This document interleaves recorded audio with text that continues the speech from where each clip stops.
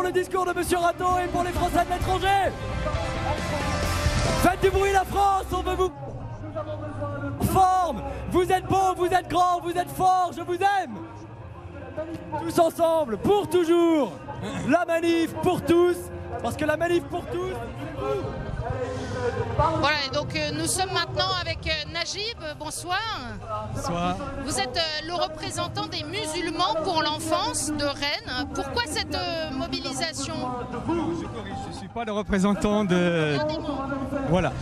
Je suis là justement pour montrer que les musulmans sont contre cette loi-là. Même s'il est promulgué, on sera toujours contre cette loi-là. Et pour montrer notre opposition ferme, qui ne bougera pas avec le temps. On est toujours contre cette loi. Qu'est-ce qui vous semble grave dans cette loi ouvrant le mariage aux personnes de même sexe? Si vous voulez, tout est grave là-dedans, parce qu'on n'a pas dit la vérité aux Français. Au départ, on dit que c'est un mariage pour des homosexuels, alors que la loi, elle est beaucoup plus vaste que ça. Ça veut dire qu'on cache la vérité aux Français. La loi, elle est beaucoup destructrice. Elle détruit la famille, il détruit la société, il va tout détruire cette loi. C'est vraiment... Il va rester. Donc on fera tout pour l'éviter et pour que Monsieur le Président l'abolit le plus tôt possible. Est-ce que vous avez l'impression que dans les communautés musulmanes en France, cette préoccupation elle est largement partagée? Bien sûr.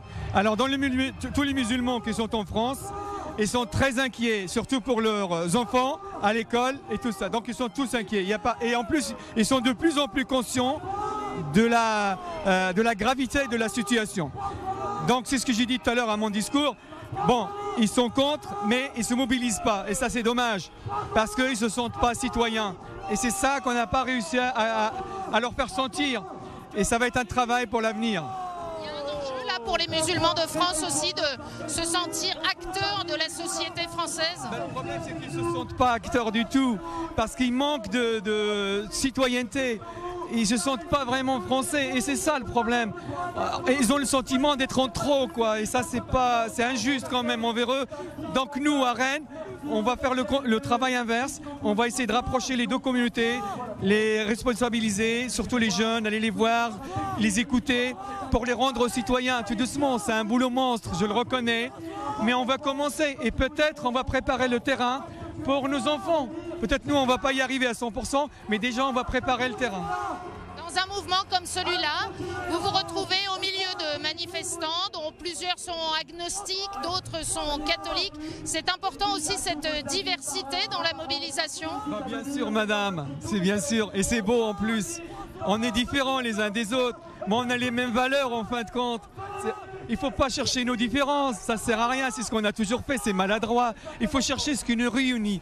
Tous, musulmans, chrétiens, laïcs, tout ce qu'on veut, il faut qu'on soit unis, qu'on protège nos familles, qu'on protège notre société, qu'on protège surtout les générations à venir. Parce que si on leur laisse vraiment une France complètement démontée, complètement pas bien, ils vont souffrir surtout. Et nous, là, on est là pour sauver ce qu'on peut sauver. C'est surtout ça. Merci beaucoup d'être venu sur notre plateau. On se retrouve dans quelques instants avec un nouvel invité.